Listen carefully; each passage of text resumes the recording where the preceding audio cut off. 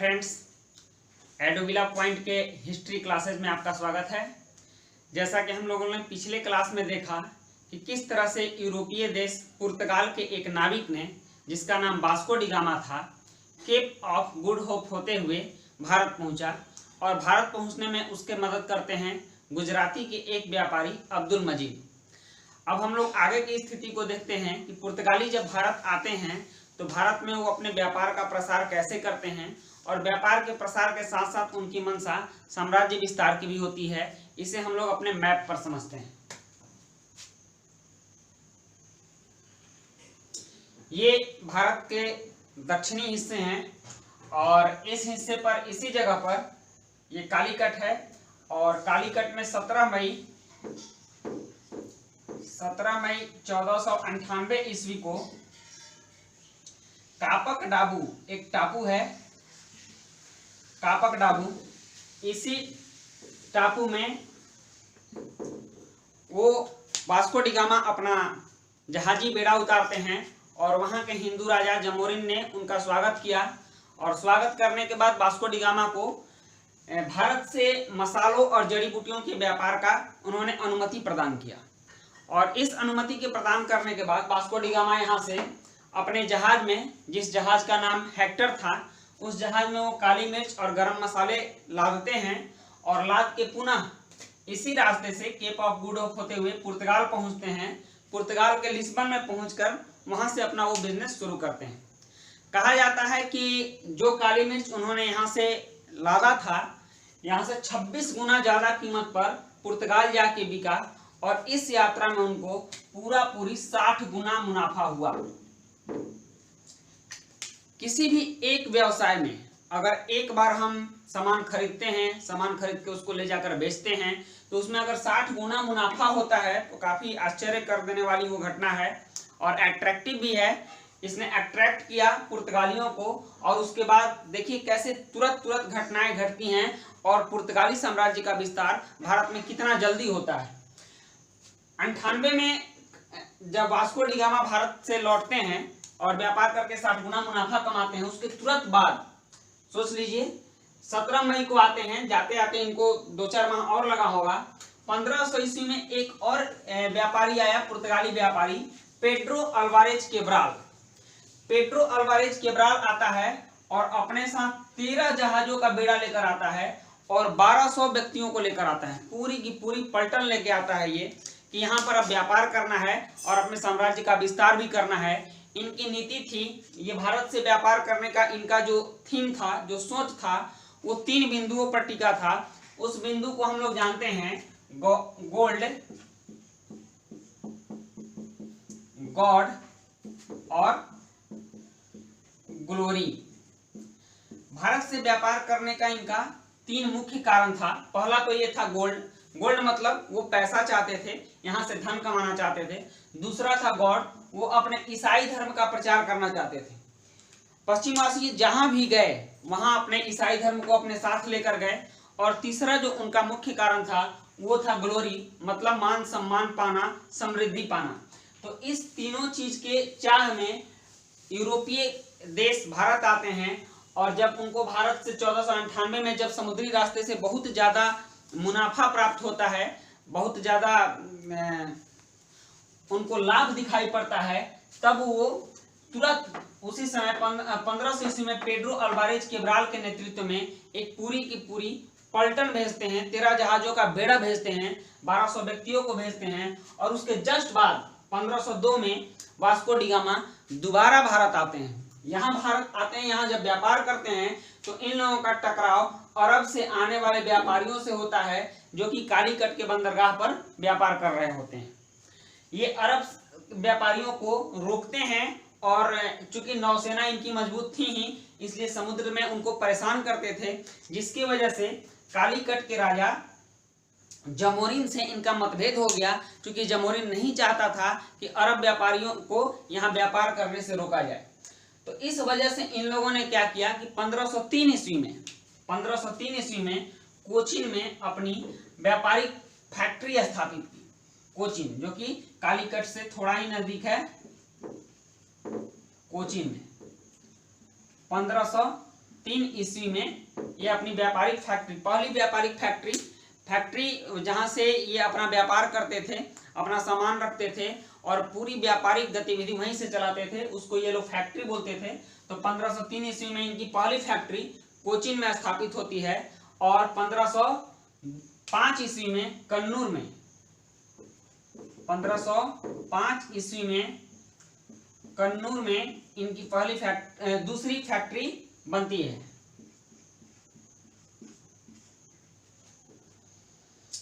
उसके बाद जब वहां के सम्राट ने देखा कि यह व्यापार काफी उत्साहवर्धक है और काफी लाभदायक है, तो यहाँ सुचारू रूप से व्यापार करने के लिए उसने 1505 ईस्वी में एक गवर्नर की नियुक्ति की और वो गवर्नर था Francisco de Almeida.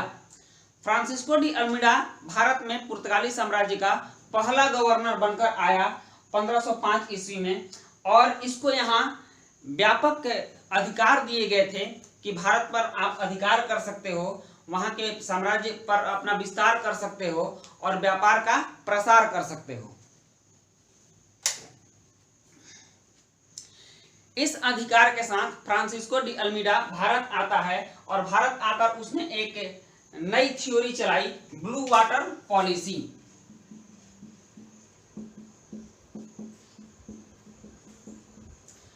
Blue water policy, इसको शांत जल नीति भी कहते हैं, शांत जल की नीति। इस पॉलिसी के तहत ये क्या करता है, अल्मीडा ये देखता है कि इस क्षेत्र पर तो हमारा अधिकार है ही, यहाँ तो हम व्यापार कर ही सकते हैं। नौसेना भी इनकी मजबूत थी। जब इनकी नौसेना मजबूत थी तो इन्होंने सोचा कि अगर हम इस जल क्षेत्र पर, ये अरब सागर और ये हिंद महासागर, इस जल क्षेत्र पर अपना कब्जा कर लेते हैं तो फिर बाहर से कोई भी दूसरा देश आकर यहाँ व्यापार नहीं करेगा और अगर करता भी है तो उसे डायरेक्ट हमसे, मतलब पुर्तगाल से टकराना पड़ेगा। तो इस क्षेत्र को उसने ब्लू वाटर पॉलिसी के तहत अपना क्षेत्र घोषित किया और ये कहा कि इस क्षेत्र में जो भी प्रवेश करेगा, हिंद महासागर में जो भी प्रवेश करेगा या फिर अरब सागर से जो भी यहाँ व्यापार करने आएगा, उन सबको पुर्तगालियों से परमिशन लेनी पड़ेगी और उसके आज्ञा के बाद ही आएगा। अगर वो बिना परमिशन के आते हैं तो सीधी बात है कि उनको पुर्तगालियों से टकराना पड़ेगा और पुर्तगालियों से लोहा लेना पड़ेगा। उस समय चूंकि पुर्तगाल की नौसैनिक शक्ति काफी मजबूत थी, ये लोग उन्नत थे, इसलिए कोई भी दूसरा देश इतनी हिम्मत नहीं कर सकता था कि पुर्तगालियों से टकराकर वो भारत में व्यापार करे। इसके बाद एक महत्वपूर्ण और गवर्नर आते हैं, अल्फांसो डी अल्बुकर्क। ये फ्रांसिस्को डी अल्मीडा 1509 ईस्वी के बाद 1509 में अल्फांसो डी अल्बुकर्क आते हैं और ये भारत में बहुत महत्वपूर्ण कार्य करते हैं। इसीलिए अल्बुकर्क को भारत में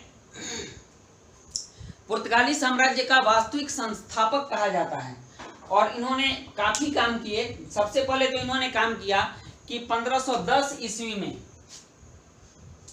1510 ईस्वी में गोवा को, वहां के एक बीजापुर के सुल्तान थे यूसुफ आदिल शाह से छीनकर, चूंकि भारत की स्थिति उस समय ऐसी थी कि 1510 ईस्वी आप समझ सकते हैं सल्तनत काल का अंतिम समय चल रहा था और उस समय के राजा जो सल्तनत काल इन क्षेत्रों में फैला हुआ था ये काफी कमजोर थे और दक्षिण भारत में छोटे छोटे बहुत सारे राज्यों का उदय हो चुका था। बीजापुर, बरार, गोलकुंडा, अहमदनगर, ये सारे छोटे छोटे राज्य थे और इनकी नौसैनिक शक्तियां भी कमजोर थी। इसलिए भारत के तटीय क्षेत्रों में जब पुर्तगाली प्रवेश करते हैं तो ये अपने नौसैनिक शक्ति और आधुनिक हथियारों के बल पर इन छोटे छोटे राजाओं पर अपना वर्चस्व कायम कर लेते हैं।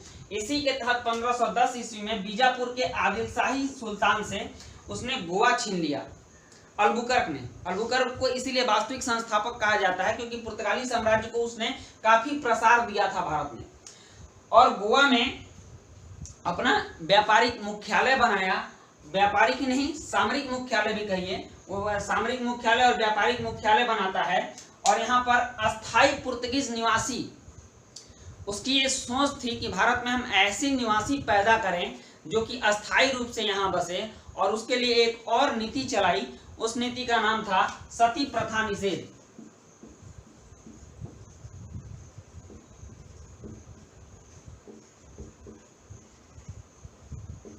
सती प्रथा निषेध अल्बुकर्क ने चलाया। इस नीति के तहत इसके क्षेत्र में, इसके टेरिटरी में, मतलब गोवा के अंडर में अगर कोई या फिर कोचिन, ये जो मालाबार तट है, इस मालाबार तट पर उसने एकाधिपत्य तो कर ही लिया था, तो इस पर सती प्रथा निषेध चलाया, अपने फायदे के लिए चलाया कि जो हिंदू की औरतें हैं सती हो जाती हैं, उन औरतों को सती होने से रोकेंगे, हमारे क्षेत्र में कोई सती नहीं होगा। और हिंदुओं की विशेषता थी कि जो औरत सती होती थी, जिसके पति मर जाते थे, उनको दोबारा समाज में स्थान नहीं दिया जाता था। तो वैसे निराश्रित महिलाओं से, जिनका कोई आश्रय नहीं होगा, हम पुर्तगाली नवयुवकों का शादी करेंगे और शादी के बाद उनसे जो बच्चे होंगे वो अस्थायी रूप से पुर्तगाली क्षेत्र में, पुर्तगाली टेरिटरी में निवास करेंगे और वो अस्थायी पुर्तगाली नाविक कहलाएंगे। इस सोच को लेकर के अल्फांसो डी अल्बुकर्क ने सती प्रथा निषेध चलाया और इस तरह से उसने भारत में अपने व्यापारिक साम्राज्य को प्रसार दिया। इसके साथ ही 1511 ईस्वी में मलक्का की खाड़ी पर उसने अधिकार किया और 1515 में फारस के हार्मुज खाड़ी पर भी, इस क्षेत्र पर भी उसने अधिकार किया और पुर्तगाली साम्राज्य को व्यापक विस्तार भारत में दिया। आगे चल के भारत में इस क्षेत्र में भी, भारत के पूर्वी तट पर भी पुर्तगालियों का व्यापारिक केंद्र स्थापित हुआ और पूरे दक्षिण भारत में, एक तरह से कहिए तो यहाँ हुगली में, फिर आगे चल के पटना तक भी ये लोग आए थे और हर जगह अपनी व्यापारिक कोठी स्थापित करके व्यापार करना शुरू किए। 1515 ईस्वी में ही अल्फांसो डी अल्बुकर्क की मृत्यु हो जाती है और ये भारत में ही मर जाते हैं। इनके समय में एक और महत्वपूर्ण घटना घटी थी कि 1515 ईस्वी में गोवा में प्रथम चर्च का 1515 ईस्वी में गोवा में प्रथम चर्च का निर्माण हुआ था और इस चर्च का नाम सेंट जेवियर चर्च रखा गया था। Saint Xavier church. ये सब वस्तुनिष्ठ के विषय हो सकते हैं, वस्तुनिष्ठ में क्वेश्चन आ सकते हैं। हम उन्हीं पॉइंट को देख रहे हैं जहां से कि ज्यादा से ज्यादा वस्तुनिष्ठ बन सके, इसीलिए हम पॉइंट बाय पॉइंट चल रहे हैं कि हमारे जितने भी वस्तुनिष्ठ इस चैप्टर से क्लियर हो सकें, हम उनको क्लियर कर देंगे। आगे चल के एक और आते हैं Nuno da Cunha. Nuno da Cunha भी एक महत्वपूर्ण गवर्नर थे जो कि भारत आए थे और 1530 ईस्वी में नूनो डी कुन्हा गोवा से अपनी राजधानी को, कोचिन से अपनी राजधानी को गोवा ले जाते हैं।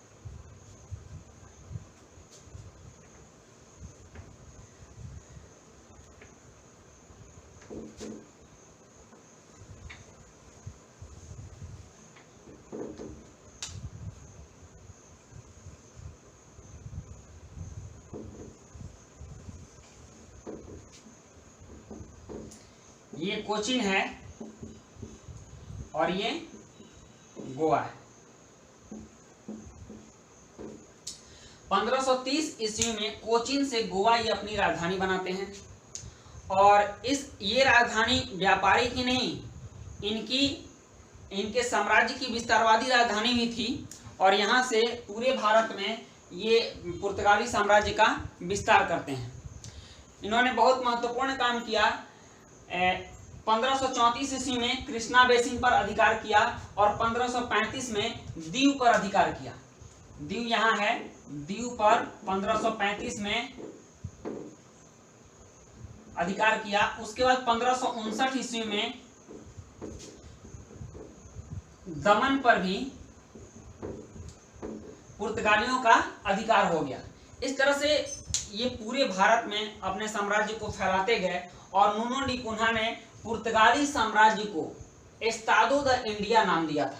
इसने ही पुर्तगाली साम्राज्य को एस्तादो द इंडिया नाम दिया था। एक और महत्वपूर्ण घटना घटती है 1560 ईस्वी में गोवा में ईसाई धर्म न्यायालय की स्थापना होती है। ईसाई धर्म न्यायालय की स्थापना 1560 ईस्वी में। मैंने पहले ही बताया था कि इनकी जो तीन सोच थी गोल्ड, गॉड और ग्लोरी। तो उसमें गॉड को ये प्रमुखता देते थे और ईसाई धर्म का प्रसार भी इनका मुख्य कार्य था। आगे की क्लासों में हम लोग देखेंगे कि ईसाई धर्म के प्रसार के लिए मुगल शासकों से भी इनकी चर्चाएं चली हैं और बहुत जगह जबरदस्ती ये लोग ईसाई भी बनाते थे, किसी के मजबूरियों का फायदा उठा करके भी ईसाई बनाते थे। एक और घटना घटती है 1542 में। 1542 ईस्वी में सेंट जेवियर भारत आए थे।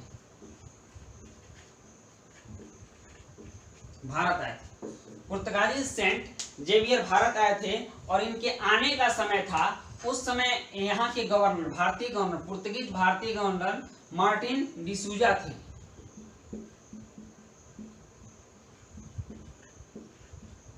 मार्टिन डिसूजा के समय में 1542 ईस्वी में सेंट जेवियर भारत आए थे।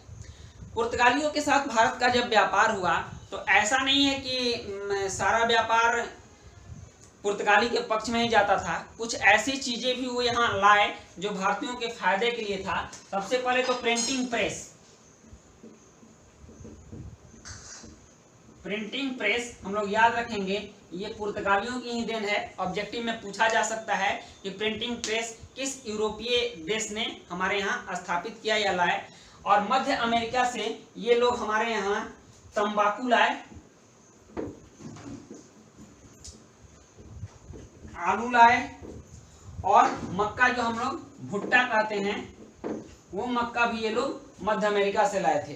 तो इस तरह से ये जब पुर्तगाल से यहाँ आए तो अपने साथ साथ वहाँ की कुछ संस्कृति भी लाए, यहाँ अपना पूरा प्रसार किया और भारत में अपने व्यापार और साम्राज्य का विस्तार करते हुए इनकी और भी दूसरे आगे चल के लगभग 100 वर्ष तक, मान के चलिए 1595-96 में फिर डच आ गए थे, जिसको हम लोग हॉलैंड निवासी, नीदरलैंड के निवासी कहते हैं।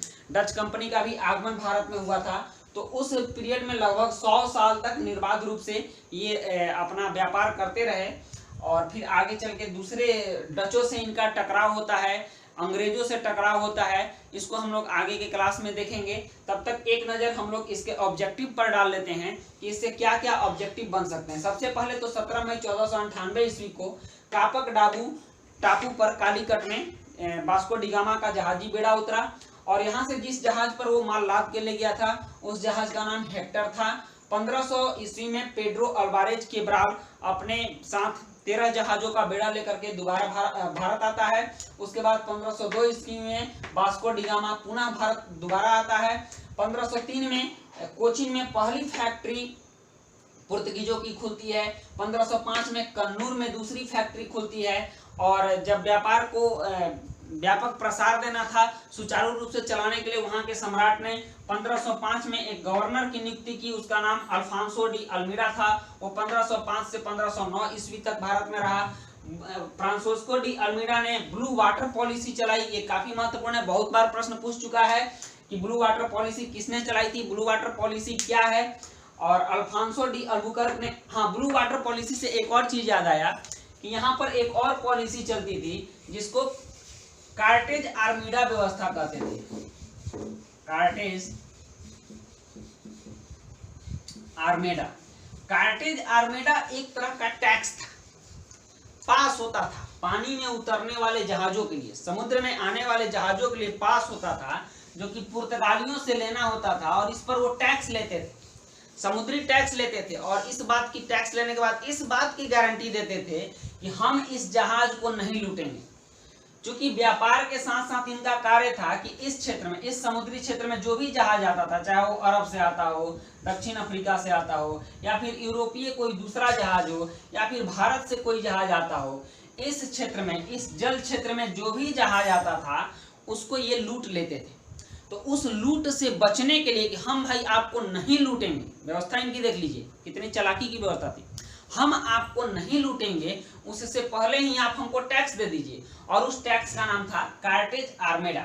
और यह टैक्स इतना शक्तिशाली ढंग से वसूला जाता था, यह इतना प्रभावशाली था कि कहा जाता है कि एक बार अकबर को भी अपने जहाज को भेजने के लिए इस टैक्स को देना पड़ा था। तो आगे चलते हैं हम लोग। ब्लू वाटर पॉलिसी चलाया था फ्रांसिस्को डी अल्मीड़ा और कार्टेज आर्मेडा व्यवस्था नूनो डी कुन्हा के समय में चला था। उसके बाद अल्फांसो डी अल्बुकर्क आते हैं 1509 में। इनका मुख्य कार्य होता है कि अपना मुख्यालय कोचीन को बनाते हैं। 1510 में गोवा पर बीजापुर के आदिलशाही सुल्तान से कब्जा करते हैं और ये सती प्रथा निषेध नीति चलाते हैं। अस्थायी पुर्तगीज आबादी विवाह नीति के माध्यम से ये बनाते हैं। और तीसरे मुख्य वहाँ के गवर्नर थे नुनो डी कुन्हा, जो कि 1529 से 1538 में आते हैं और इनके समय का मुख्य कार्य है 1503 में कोचीन से गोवा राजधानी बनाना, 1534 में कृष्णा बेसिन में अधिकार करना, गुजरात के शासक से छीनकर 1535 में दीव पर अधिकार। इस तरह से बहुत सारे ऑब्जेक्टिव्स इससे निकल के सामने आते हैं। गोवा में 1560 में ईसाई धर्म न्यायालय की स्थापना होती है।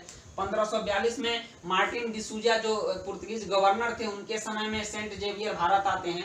प्रिंटिंग प्रेस की शुरुआत पुर्तगालियों ने भारत में की थी और मध्य अमेरिका से तंबाकू, आलू और मक्का की खेती का प्रचलन पुर्तगालियों ने भारत में शुरू करवाया था। इस सब चीज के साथ मतलब कि सारे ऑब्जेक्टिव हमारे क्लियर होते हैं। आगे के क्लास में अब हम लोग देखेंगे कि डच किस तरह भारत आते हैं और अंग्रेज किस तरह आते हैं, फ्रांसीसी कैसे आते हैं, उन सब के बीच क्या मतभेद होता है। इसके लिए अब हम दूसरा क्लास लाएंगे। धन्यवाद।